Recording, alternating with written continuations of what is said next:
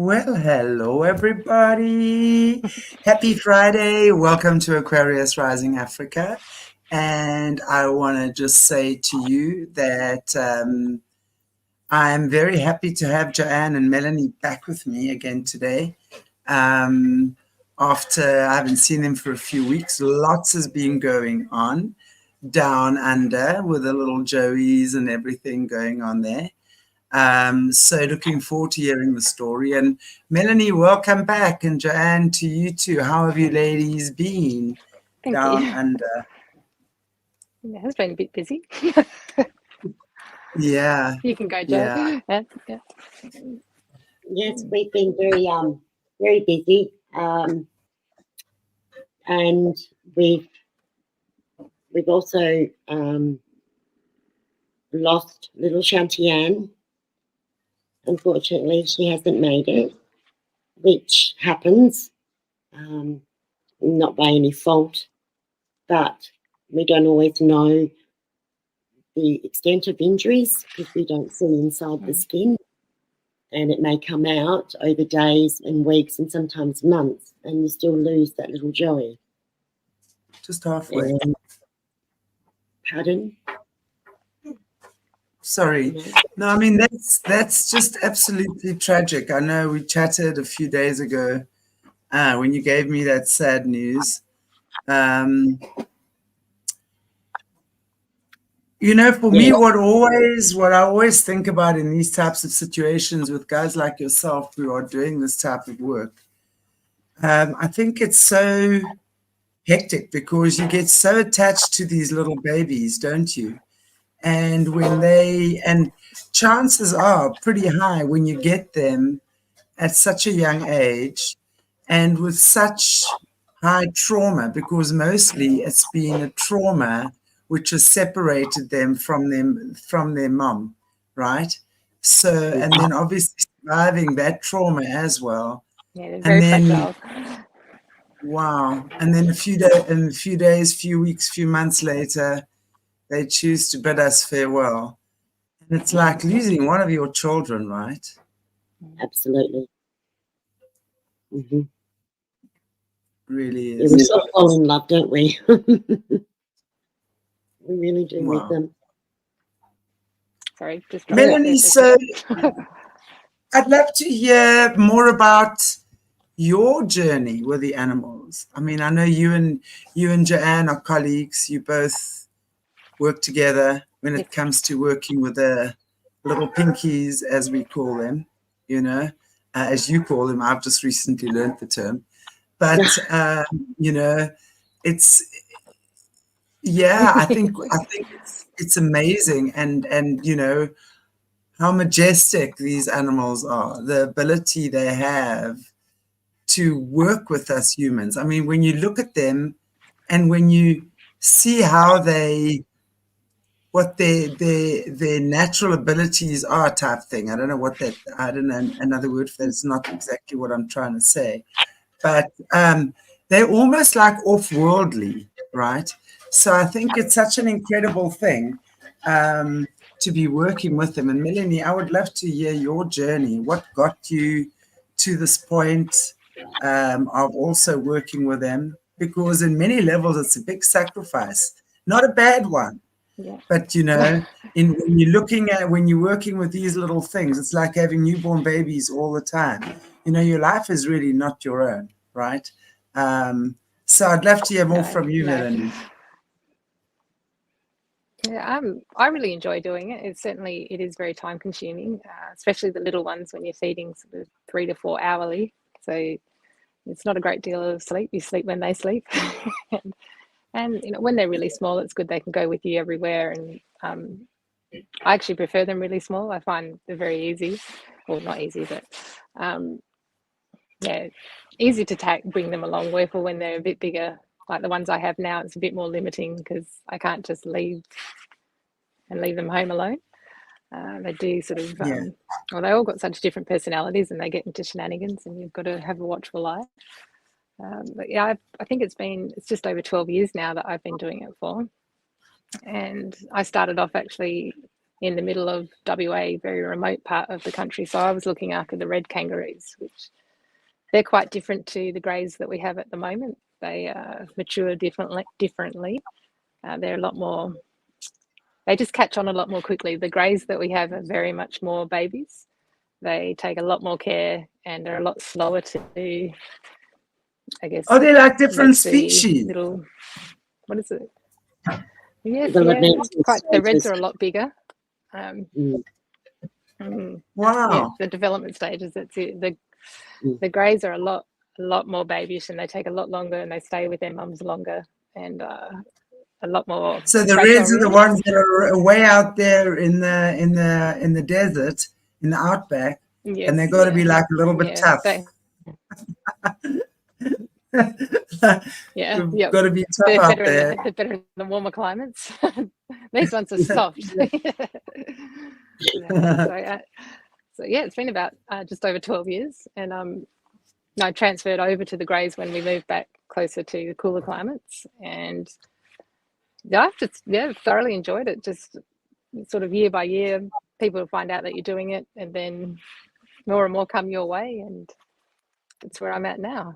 So it's definitely full on, but I wouldn't stop it. I feel very lucky to be able to do it. So, that's amazing. Yeah. Wow. So Joanne, how did you and Melanie connect with each other? I mean, and what is your working relationship like? What do you guys actually do together? Can you give us like your little, not your schedule, but how you actually work together? Yeah. Okay. It was, I don't know, maybe 4 or 5 years now. I'm not sure. It's been a while. Because I've had my mob here for about 12 years. And Melanie, I think you contacted me, or somehow we were put in contact with each other by someone else, because Melanie had 2. My mum found you, I think. Well, yeah, you say what you remember. Yeah, go on. Oh yeah, I had to move back home with my parents, and I had 2 little boys, and they oh no, this was the second lot, so I'd had 3 and then 2, and I needed a release place for them, and we couldn't find anywhere for them to go to, and they were too big to stay with me any longer.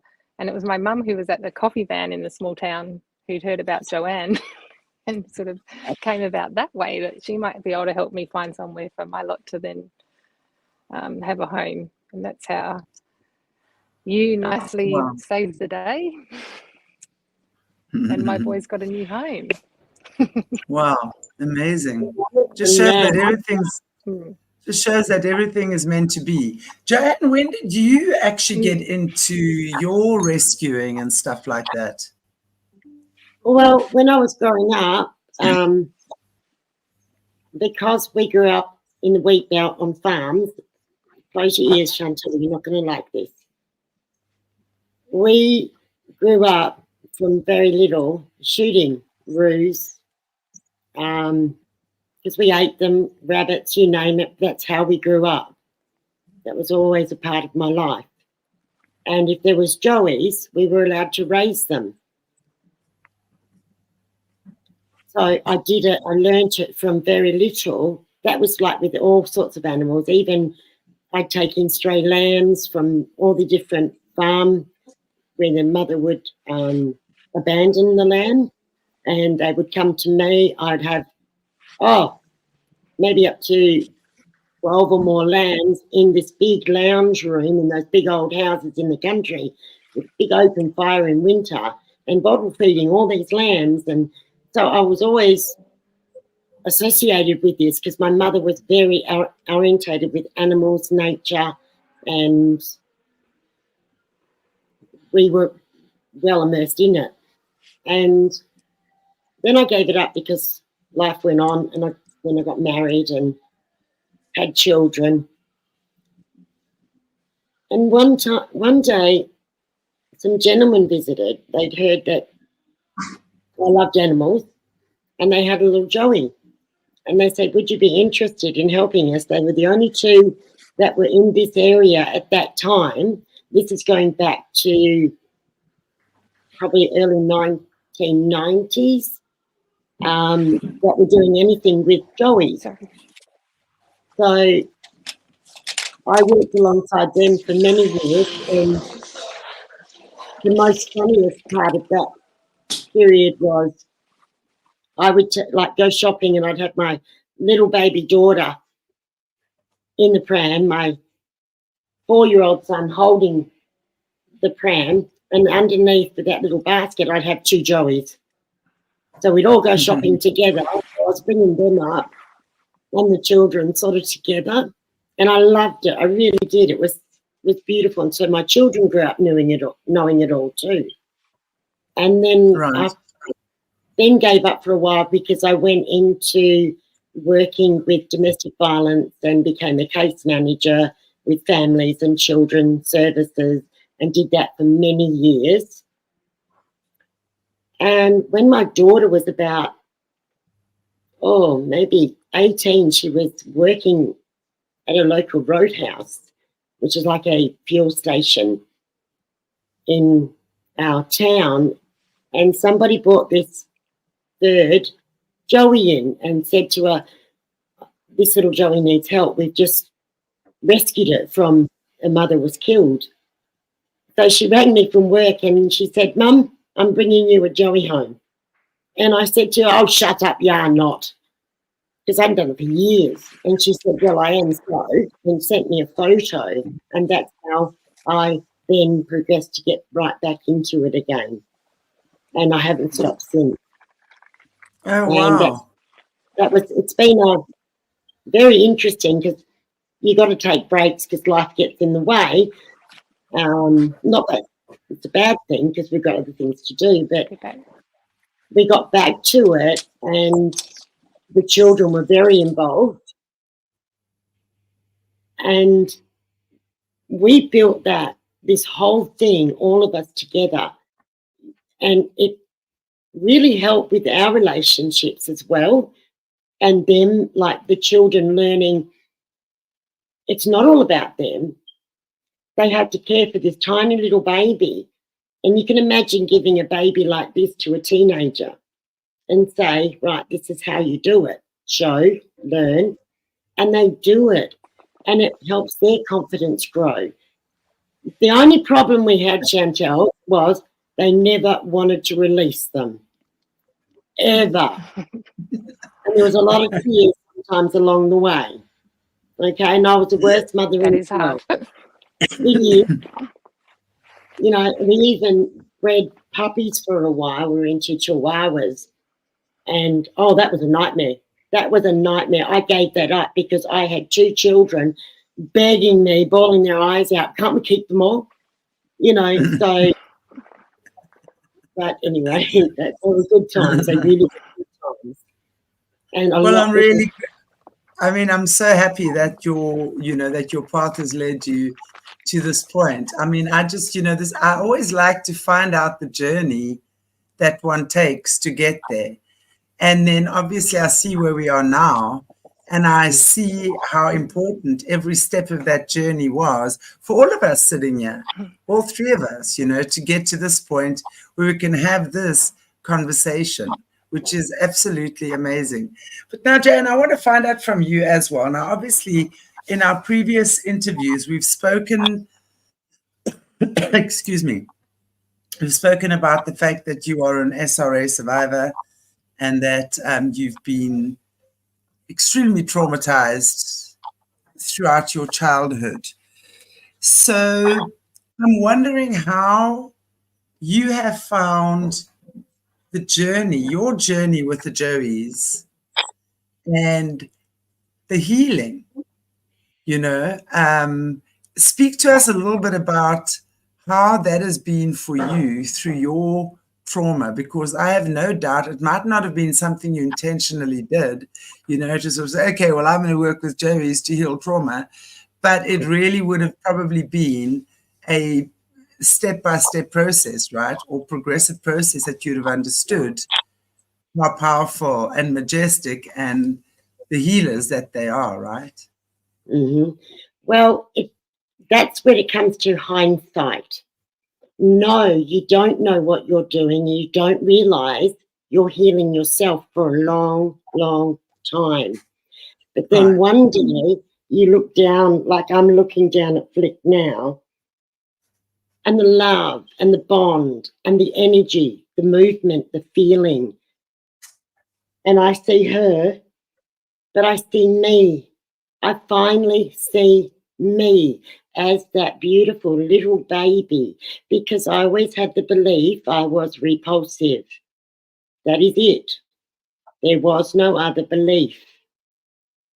I was okay, but I was repulsive. Then these little ones, I did some loving on them, like bringing them up and connecting. She never, none of them, this one I'm saying she because she doesn't, none of them pushed me away. Not one of them pushed me away and said, "You're repulsive." Now that I had a little one, this is many years ago, I think it was Katie Willow, a beautiful, beautiful young girl, Joey, but to me, she was my beautiful girl. She was hopping up to me and because they'd make a noise, a bit like that, and we talk like that to each other. She would talk, I would talk. And she called out like that and just stood there for a minute and looked at me. And I did the sound back to her. And she bounded over to me. And that's when it was like in my mind, a big fireworks, something went off, and she was coming to me. And I finally realized I wasn't repulsive because she kept coming. She was always coming. Now, the other Joeys did the same, dogs, cats, birds, animals, whatever. It doesn't matter if I only just met them. They never said in their actions, "Go away, you're repulsive." Now, that was the biggest and the hugest of my steps, was to realize and come to the understanding that my repulsive was shoved down my throat by others who truly were repulsive. Yeah. And it wasn't belonging to me, because the me, that real me, the authentic, was never out, never allowed to be there, to blossom, to grow. Always, "Oh, look, she's happy. Let's be like the old dementors on Harry Potter. Let's just suck all that out of her, take the joy away." Because only then can that repulsive person feel good about anything. And that belongs there. It's so true what you say. Sorry, Joanne. I just want to say it's so true what you say about that repulsive, because we understand that in the system, that's exactly how they want you to feel about yourself. Repulsed, disgusted. No one else wants you. You are I'm the only one that's here. I mean, trauma bonding of the first degree. I mean, it's beyond trauma bonding. It's trauma clamping or trauma chaining. I mean, I don't even know how much trauma is really involved in these things. But really, at the end of the day, I always say this: having empathy for someone else, no matter how bad they are, does not mean I'm saying it's okay what they've done. I want to just preface what I'm about to say with that, right? But for me, when I look at these situations, and I think I can probably look at it The only reason I can look at it objectively is because I haven't been in the situation, right? Not in the here and the now anyway. But it's like for a child to be told that over and over, right? It's absolutely the projection of the adult invariably. But if we go back, if we just reverse a few years, we understand that that adult too once was a child. And that child too was traumatized to the nth degree and told that about themselves as well. So when that when that wound unfortunately is not healed, you healed. There have been amazing people that have healed through these horrors, but many didn't. So it's like them carrying on that wound and that that debauchery, if you want to call it anything else. I don't think there's another word for it. But of course, that's their projection. And I think that one of the most healing things with animals is that they love us back unconditionally. Even my cats, who is the snobbiest cats on the planet. But boy, when it's cold, will they come and steal my body heat? And shit as well. Right? So, and I've seen so many times that people heal. You know, I've worked many times over the years with drug addicts, for example. And when they start healing, the first thing they do is get a puppy or a little dog, especially a dog, because a dog is a lot more dependent on you than what a cat is, right? So to have that little waiting for you every afternoon when you come home, having that little thing depend on you for love, for warmth, for food in its belly, and just loving you unconditionally, and making you laugh and making you smile and making you feel good feelings. You see, that's the key, because those feelings that you're feeling in the connection you're having with the animal is going to be the fuel that fuels your healing. Your emotions are your fuel. So when you change that toxic thought process to something positive and light and joyful, that makes a big difference. Really You're does. right. You're so right. You know, and as you're saying, when you come in and you've had that trauma and that little dog comes up to you, and then, I mean, you take when you have grief and you might be triggered and it takes you back and you can start just bawling your eyes out, not always knowing what has happened, what's triggered. I mean, now I understand I'm going into regressing.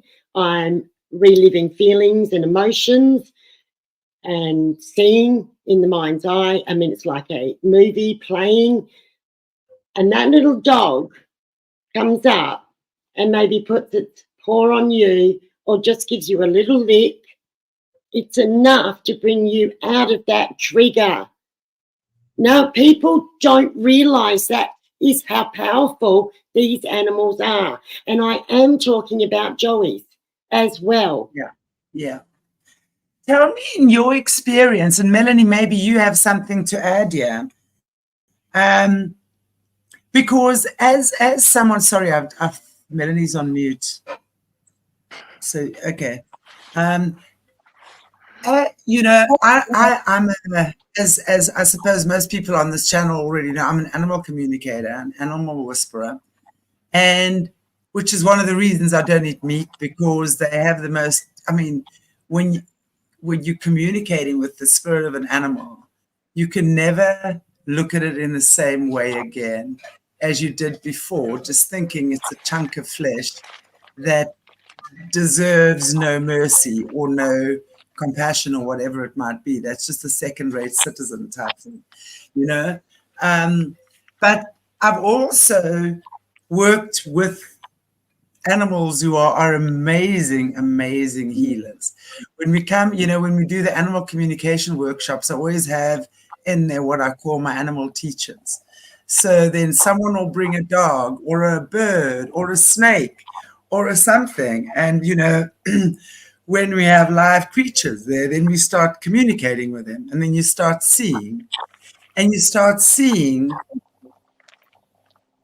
just how incredible they are, because they actually hold no judgment. And I think that's one thing about an animal. It does not prevent the owner if the owner smacked its ass or something, unless it's a cat, maybe, right? But that's what I'm saying. So we're looking at animals and we're just seeing, I've seen over the years how healing they are. A little blind bird, I was working in Zambia once, a little blind bird came to one of the teenagers. She was a 12-year-old girl and she was suffering from depression. She was being bullied a lot. And this little blind bird came to her. And she raised this little blind bird. And I've got a picture of myself with this bird holding it. And I was doing the animal communication workshop. And the whole day I was wearing a hat. The whole day, the whole communication, this bird was perched on my head. And do you know how it entertained the kids? Do you know how that little blind bird, it was singing and flapping its wings and bouncing around the kids, and it would not leave my head. I mean, the kids were absolutely blown away. And that's what I'm saying. And it brought this child out of her depression, and it brought her out of her suicidal thoughts and tendencies. But isn't that incredible? How little things like that change and literally save someone's life. How animals will come and do these things and literally save our lives. I think they all do have little soul connections with you, each individual one.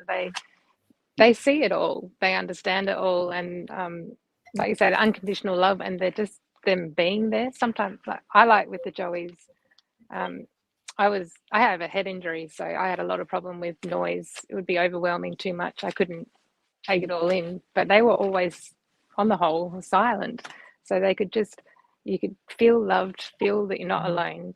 You've got this little being right next to you in a really soft, gentle, quiet like silence, which was still very powerful for me. I was very good at sort of dissociating, where you just exit the building emotionally, everything shut down. But these little faces that give you a little kiss, or even lick away the tears or anything, just that touch was really empowering and just so special that you matter, and you matter to them. And even if you don't feel that you matter to yourself, it bit by bit, like Joanne was saying, without even realizing, you're returning to who you're supposed to be and who you were before and all that sort of thing. And it's quite magical how it all comes about. I think it's a sacred, special, amazing bond that these animals, if given the chance, can share with you. I think so many people take it for granted. I believe all animals have it, and the connection, all you have to do is just sort of be a little quiet, and they speak volumes. Exactly. Animals speak all the time. It's up to us to listen. And because they don't speak with their voices and words, obviously, they speak via telepathy and soul connection. And I always say to people, it was very interesting. I was working once at one of the big cat sanctuaries I worked with. I don't do anymore, but for many years I was working at one of the rehabilitation centers for the big cats. And there was a male lion, and he was in a big enclosure. And I had a group of people then. We were actually, and I was doing an animal communication workshop with him. So we were like sitting outside his enclosure.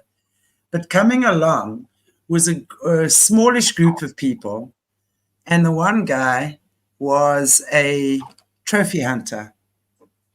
And he said in Afrikaans, what a good trophy that lion would make. And I mean, let me tell you, that lion was beautiful. That lion immediately eyed him. He got up, he growled, and he jumped against that fence. I want to tell you, that guy, I just sat there and I said to the guy, I think you've just made an enemy. I said, you think they don't understand you? Wait. One day you're going to be charged with all your crimes against animals. That's for sure.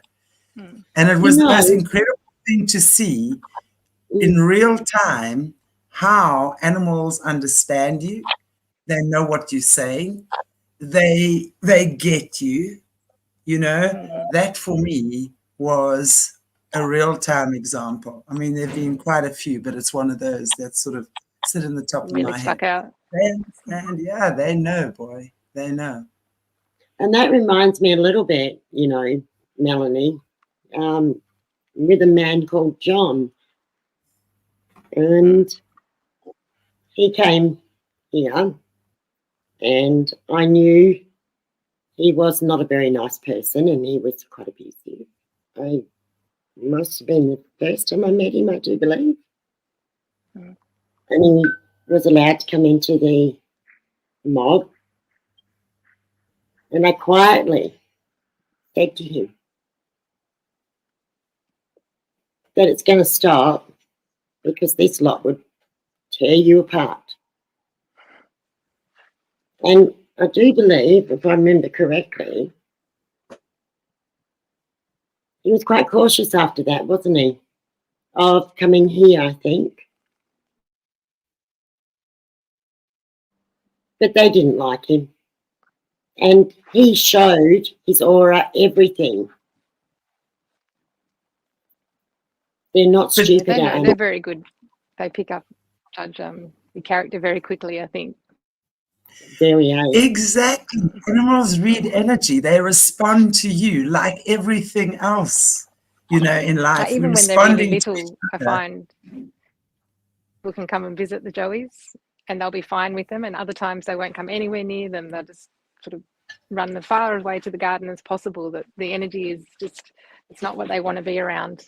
And that's sometimes without them even saying anything. They just know that they read energy really well.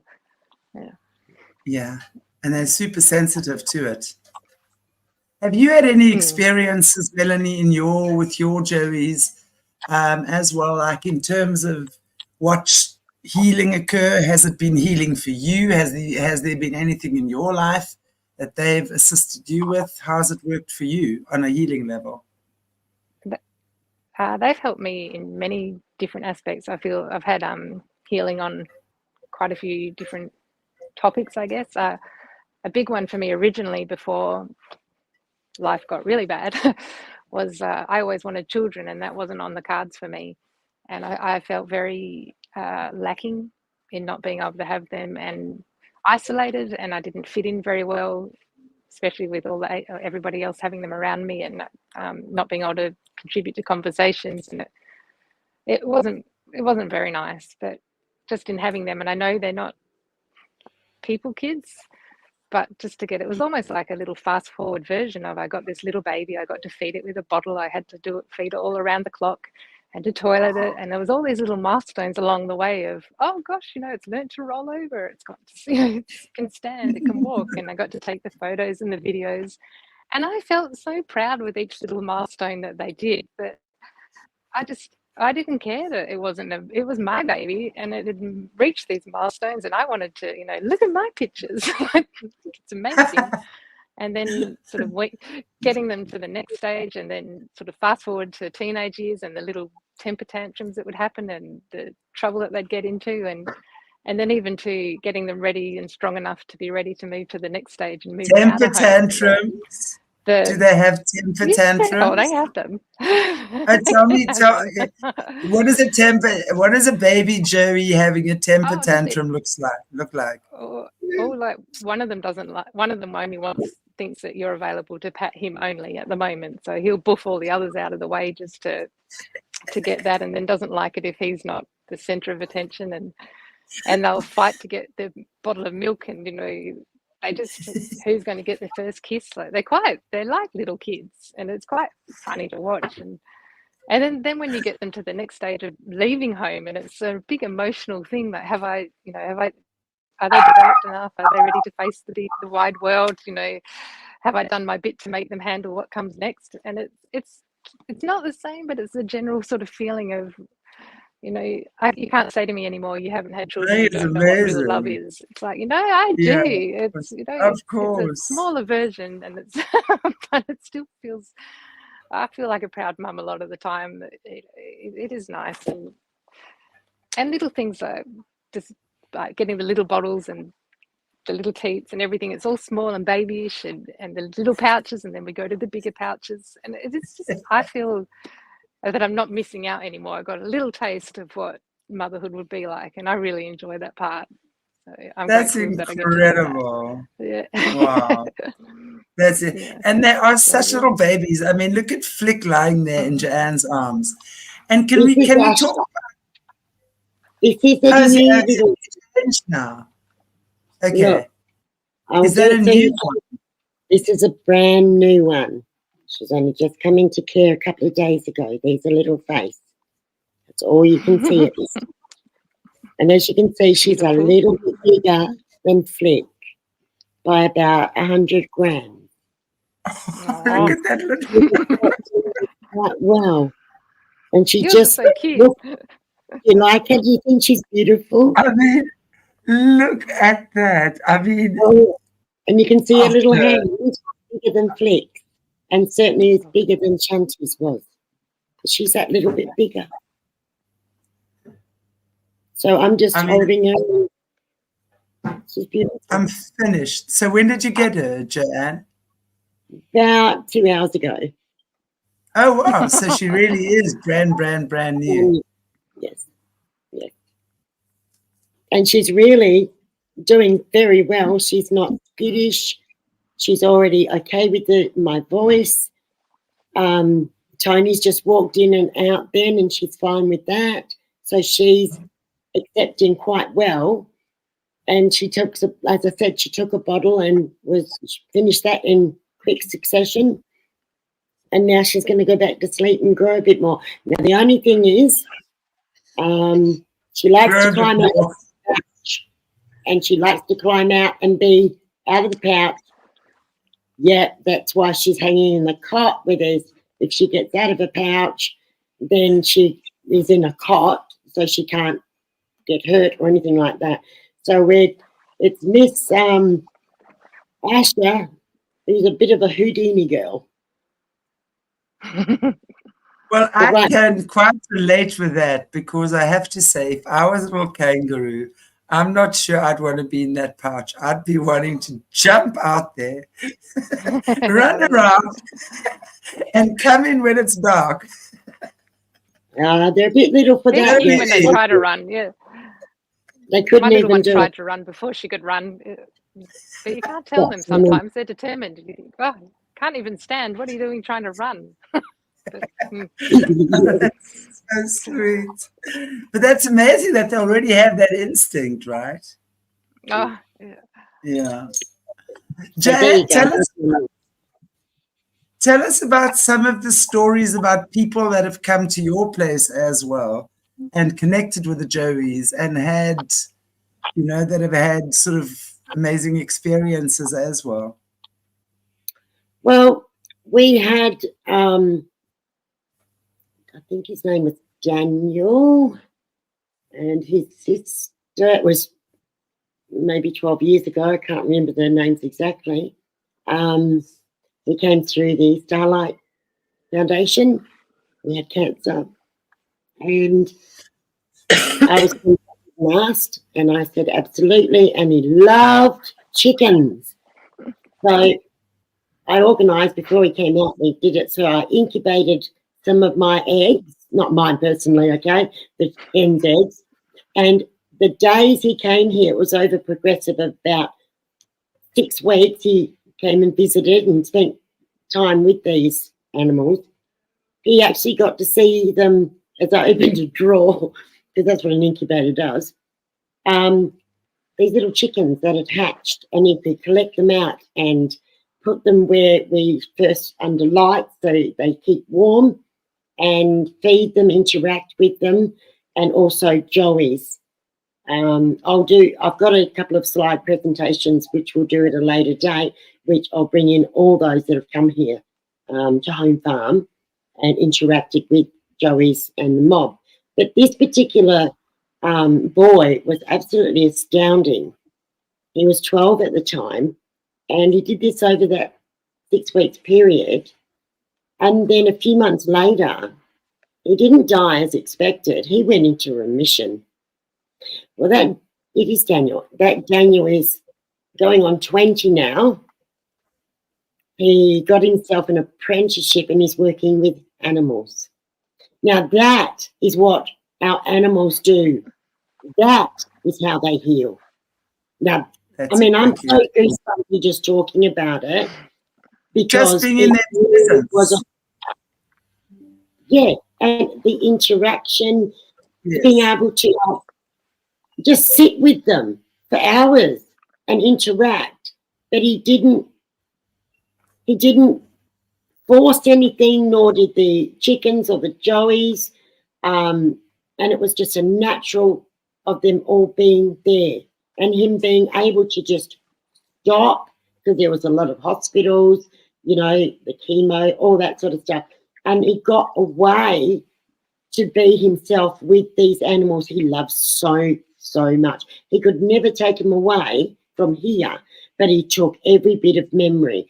And then before they left, because Tony has got a couple of army tanks here, old ones, that he's a restorer, because he's a mechanical fitter, and he took them for a ride in that tank. And that little boy and his sister thought that was the very best of all of it. Like everything they did here as part of their journey, within months he was in remission, and he's never had a problem since. He's still in remission today.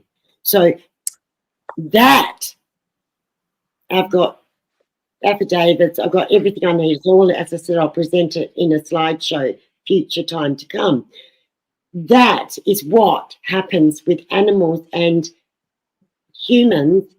See the outer casing, the look of the outside body. This is soul to soul, and that's on the level the healing has to be done. And that boy has a testimony. Agree. Soul to soul is the only way, and the only way, and I want to say this because people often have a misconstrued idea about what it is. They think like animal communication, now you've got some other soul involved and what have you. No. Firstly, you can only talk to an animal or communicate to an animal when you truly and authentically love animals. Your love for them, your heart has to be wide open, because you're only going to be able to connect with them through love. That's why people who are hunters, who are killers, who are disregarding animals in a way and thinking, well, you don't have a soul. In the Bible, it says animals don't have a soul. I can't tell you how many people I've had arguing on my platform telling me that in the Bible, it says animals don't have souls. Now, if you think that, and that gives you your excuse to just abuse an animal, you will never, ever hear their voice, ever. You will see their body language and they'll yelp and growl and wag their tail or purr, whatever, you know, they're going to do the normal third dimensional things. But if you haven't actually understood how majestic, how powerful they are, and every animal is in your life for a reason, right? So when we start realizing these things, and you know, guys, yes, let's also understand that becoming obsessive and becoming the cat lady with 17,000 cats and all of them are pooping all over the place, that's not good either, because clearly you're using an animal to run away from something and to be a band-aid for something. But a happy, balanced, healthy relationship with your animal is beautiful. You know, and I mean, nowadays, all you have to look on the internet to see people's cats, and you see how some of these cats are nowadays. I mean, those are my favorite videos to watch. Cats, watching the cats, right? So what I'm saying So that, you know, animals have this ability, and for us to be able to understand and to be able to utilize. And you see, when you love, when you truly love, now this is what I want to say as well.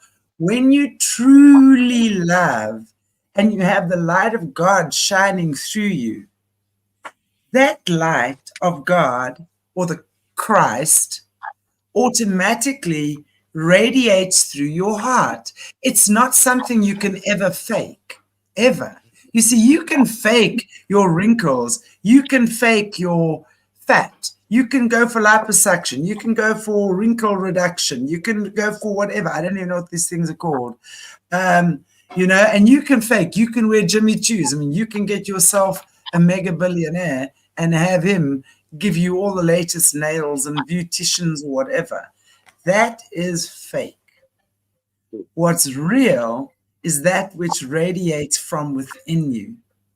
It's your mind, your heart, your consciousness, your energy that radiates from within you.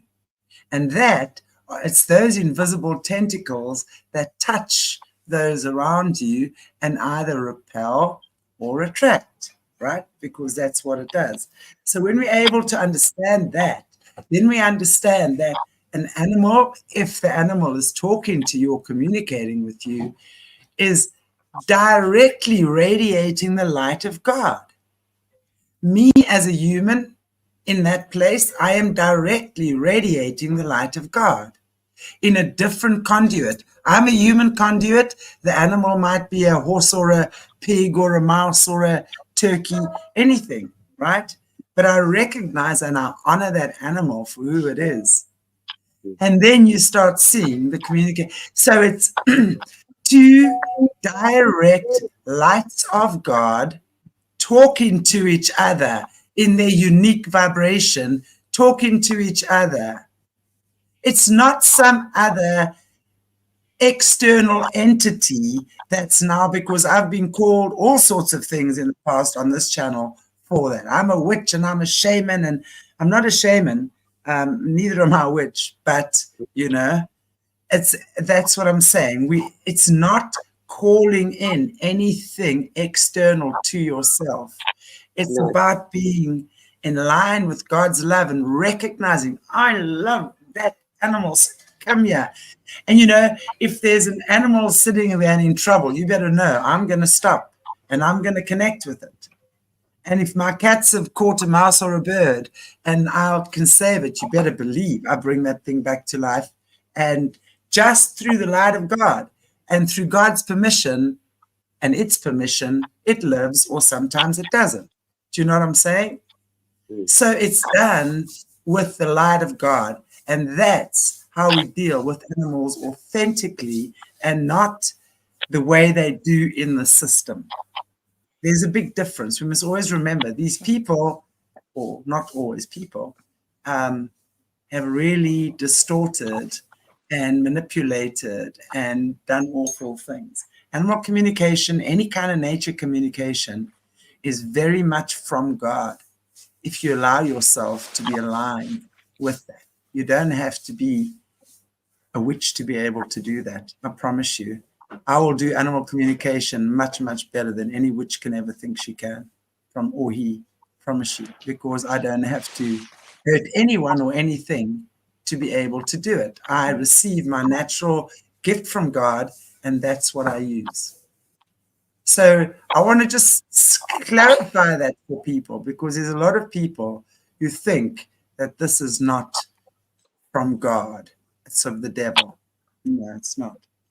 It's not. I mean, no, because it's not something that's external. That's the most important thing to know. It's not external. This connection is, let's look at, maybe it's from the heart to heart, so it's not outside. Exactly. It can't be outside. You can't bring anything in. If you're assuming your energy is clear, because if you're aligned with God, your energy is going to be clear. You're not going to be carrying any dodgy entities and things that are going to be masquerading as you. That's what I'm saying. Yeah. which is so beautiful. It really is. Because they're just. I just keep looking at little Ash's face, and my heart's just like, oh, I'm in love. I'm in love. I'm in love. I'm in love. I really should put it back in the pouch, but I'm still in love. Or just hold her a bit longer. The little Asher is sitting there with those little ears poking right up there. And we've got to also, we want to congratulate Lisa. Am I right, Melanie? Lisa. I didn't know whether I could say anything. Yes, so I'm very happy. Melanie, actually, Lisa D. Tell us her last name, because we'd really like to congratulate her. And sorry, just cutting out. Okay, could you give him them? Are you still there, Melanie? Her internet is a bit dodgy. It is a bit. But we're sending are you there? Yep. No. Okay. Anyway, Lisa, we will be sending you out all the information, all the links, so that we can actually get started. So little Miss Flick is your adopted, absolute precious little girl. And the energy is beautiful. Hey, I've got a picture of Flick here. I've got a picture. Hang on. I've got some pictures that I actually downloaded, and I want to show everybody of some of Melanie. Beautiful of you. Yes, please. That would and be of course, great. I had to have little Flicky Flick. I do believe, is this Flick? Yes. Yes, it is. I can really tell by the baby. Lisa is your baby. There she is having her milk, because she just enjoys her milk very much.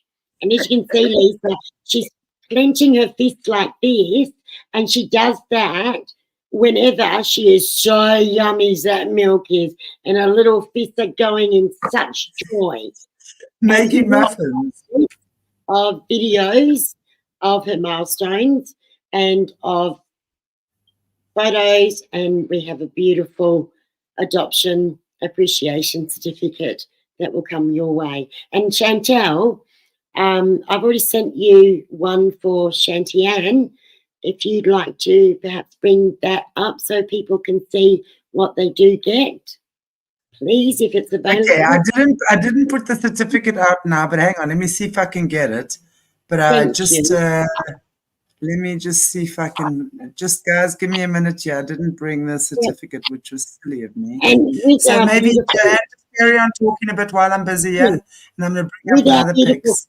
Here, we can see there's a lot of darkness starting to form on her, darker patches, because her hair comes through as like a velvet fuzz when it starts to grow. And they are so beautiful. I will actually get little Flick out now, and you'll be able to see this photograph you're looking at was taken a few days ago. And I will show you just how much more she has grown her fuzz, and it makes her look so much darker. But she is getting a lot of white fuzz on her little bellies. Hang on, my baby. And here we have her here. And let's bring her in a bit closer. Okay. Okay, Joanne, I'm going to have to bring that up next time. Sorry, I can't find it on there now. So, but yeah, I'm going to show another picky with Melanie. That's gorgeous. That is a gorgeous picture, Melanie. Look at you and your baby. Who's the Joey? Who's the Joey? Do you know? I don't know.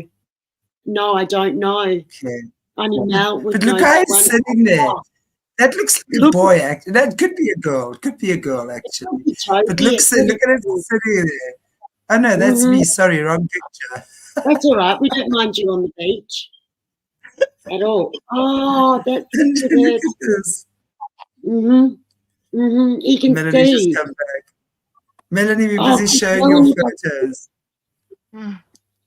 Who are these ones, Melanie? Can you identify who they are? Yeah, they're my ones now. These ones. Oh, that's when Yeah, you were that was, feeding. Sorry. okay, that's Flick again, same pic. Yeah. And Oh, I'm not sure, is that Flick or that's Shanti? no, that's No, Asher. that's Asher, okay. Yeah. Yes. So guys, I thought I'd give you a little treat and just show you some of the Oh, cute wonderful. little Joeys that these guys are looking after in Australia. Sorry I didn't bring the certificate now. But No, that's yeah, and okay. congratulations on your little adoptive baby. She's super cute. She really, really is. I see her. I'm lucky enough to get pictures of her or videos of her. So she really, really is cute. You know what's beautiful to watch with them is that even a few days after, you'll send me another video and they're even more alert. It's like they become more alert, you know, and it's just amazing. So yeah, it's amazing, and I'm very, very grateful for you two gals for all the amazing work that you are doing and loving these animals and just being part of the initiators. You know, right now Earth is full of initiators of new directions and new pathways, and just understanding human the whole human kangaroo connection and for me what's so important is that we're sharing the healing power that animals have, because if people just allowed themselves to go into nature and connect with an animal and just relax and just change the way they think in so many ways, you wouldn't need a doctor. This is the beauty of your body. Your body is designed to connect with that which is natural and of nature, not chemical shit.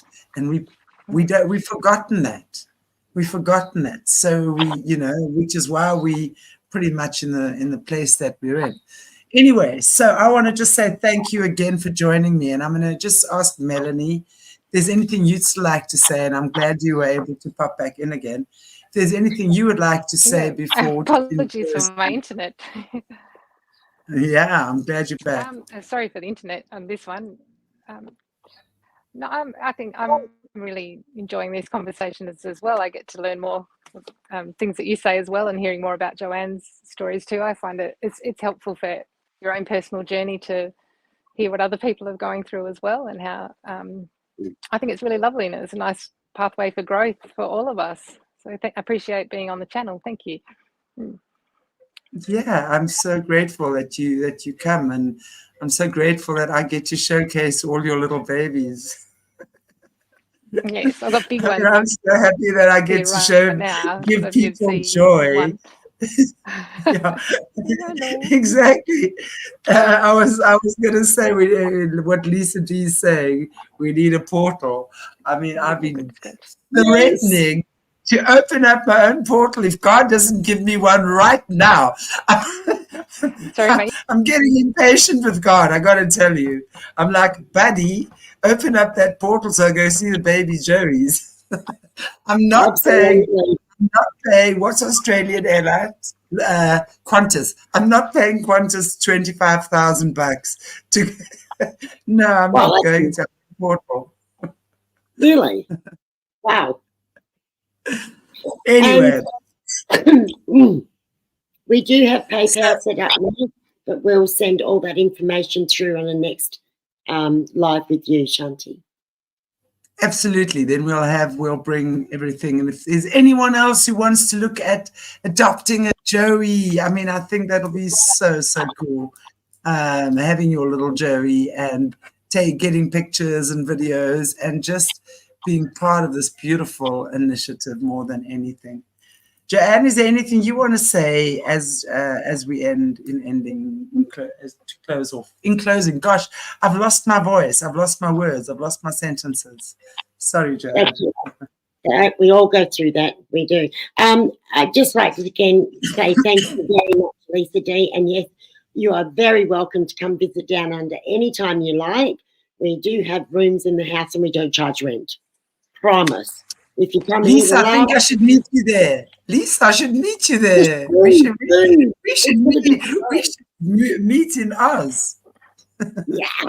And yes, again, congratulations. And I don't think you'll regret it. I think you're going to love this journey with your beautiful little girl. As she grows and reaches those milestones, and we send you funny videos of her throwing a tantrum or jumping on my head because I'm laying down and she doesn't want me to, because they like to do that sort of shenanigans as well, which is great fun. Yeah, they do. They jump on our heads. Right? You've got to get up there. It's a date, Anyway. Lisa D.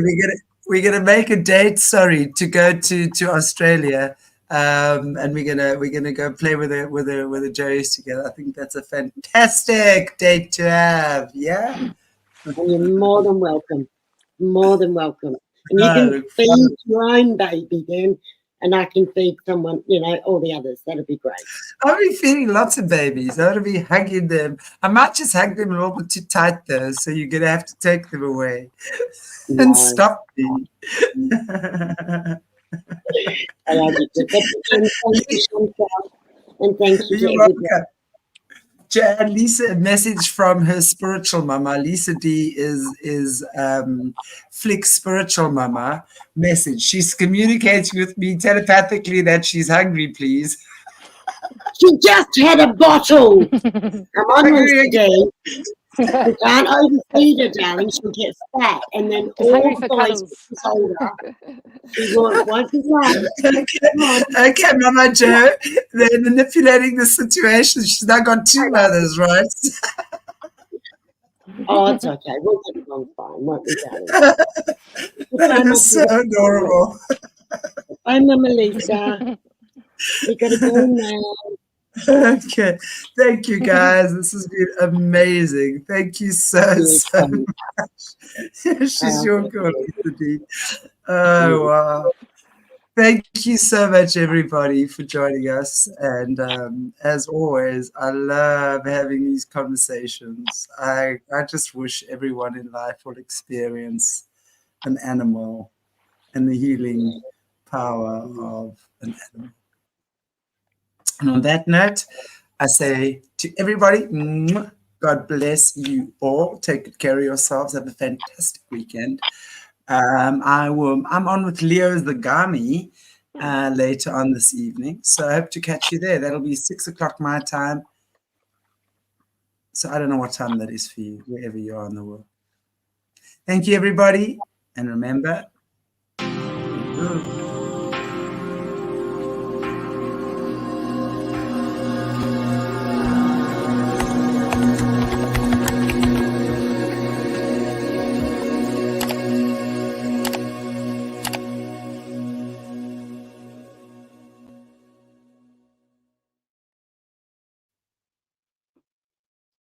yeah, just wait till our live stream.